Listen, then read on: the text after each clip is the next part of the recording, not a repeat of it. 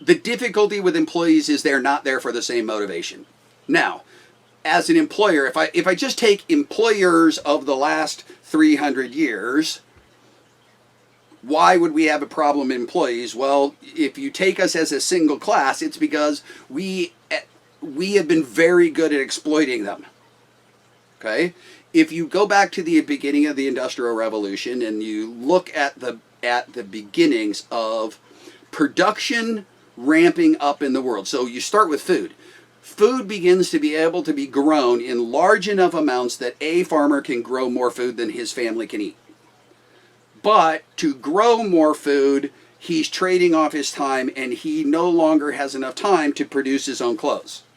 And so, and maybe he's not very good at making his own clothes, or his wife isn't good at making clothes. They aren't that good at making clothes, but they're really good at growing wheat. But the farmer a few fields down looks really good every day. His clothes last way longer. They look way better. So at some point, this farmer trips on down the road and says, "Your clothes are a lot better than mine. How are you doing it?" "Oh, my wife's really good. She's really good at this." Well, then he notices that the guy's field looks like shit. "How about you make more clothes and I'll grow more stuff and I'll trade you clothes for food?" Economy begins. The economy as we understand it begins. And initially we barter goods back and forth. And I'll trade a chicken for a loaf of bread. I'll trade a loaf of bread for a pair of socks. But it begins with the ability of society changes to where not everyone has to do everything. Okay? When we're hunter-gatherers, everyone does everything. Everybody's lives are exactly the same. That it's find enough food to keep alive and wear the clothing made out of the thing we ate. Okay? It's this very subsistence living. As that grows, production begins. In the Industrial Revolution, that takes off like crazy. And we start mechanizing, and all of a sudden, because of tractors and things like that, all of a sudden through the machines, this concept of machines goes from its infancy stage that you have in ancient times. You have in the late 1800s, early 1900s, an explosion in the ability because of metallurgy and things to produce machines that can do the work of many, many people. All of a sudden we can start doing things we've never done before. And so we start filling the world in a very, very short time. We start filling the world with all sorts of things that didn't exist before.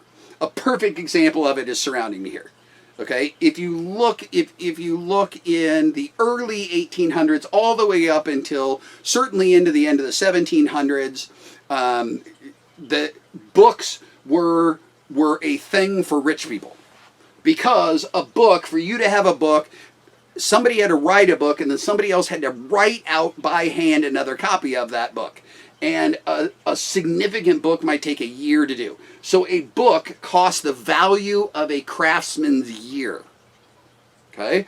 And then we get some of the earliest stuff. The earliest part of the Industrial Revolution are things like typeset printing, which happens in the 1700s. And now we mechanize it and we put all of these letters onto a block, and now we can lay down a piece of paper and cover a bunch of letters with ink and go, and now we have a whole page. Now each page only takes seconds. Now a newspaper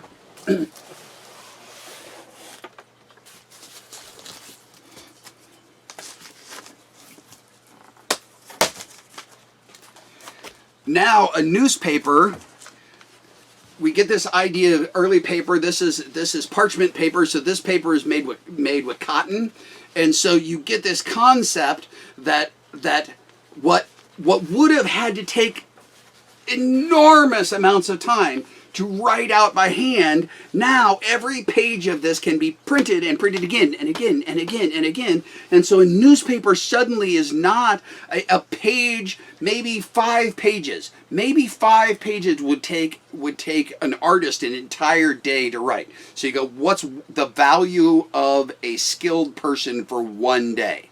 maybe today, maybe it's a few $100s. So you go from before typesetting, where you go, a newspaper would be, by today's standard, a few $100 item. How many people are buying daily news at a few $100 a paper?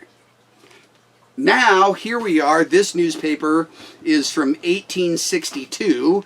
And in 1862, let's see if it says on here. I think, of course, I would grab a newspaper that doesn't have its value on it. But I think newspapers at this time were 5 cents, something like that. I think these are run about 5 cents. How can they be 5 cents? Well, because that same thing that was a few hundred, now you're making thousands and thousands and thousands of that. So that worker's value, a few $100s of an employee making one thing in a day, that employee's work is now making thousands of things in a day. And so you take that worker's value of $300 and you're dividing it by thousands. All of a sudden, that process brings from the elites, all of a sudden everyone, newspapers were a huge deal. One of the amazing things in the early American history that was amazing difference between the British and the Americans in the Revolutionary War was that almost every American could read. Okay? That because we have this strong entrepreneurial idea, we have this strong idea that says, I can build something for myself and I can create. Why do I want to do it? Why do I care about getting news to everybody? Maybe I do, but mostly no. If I'm Benjamin Franklin, I care about selling papers to everybody.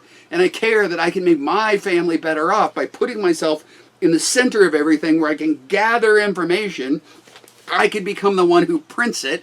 I can hire in some guys. They, between a few people, can turn out hundreds of people's work in a day. And now I can bring the cost of written word down to the average person. The average person can give it to me. And I, Benjamin Franklin, end up pretty well off.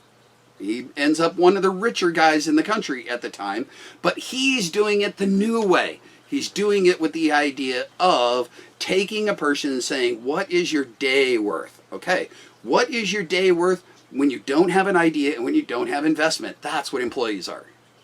Okay?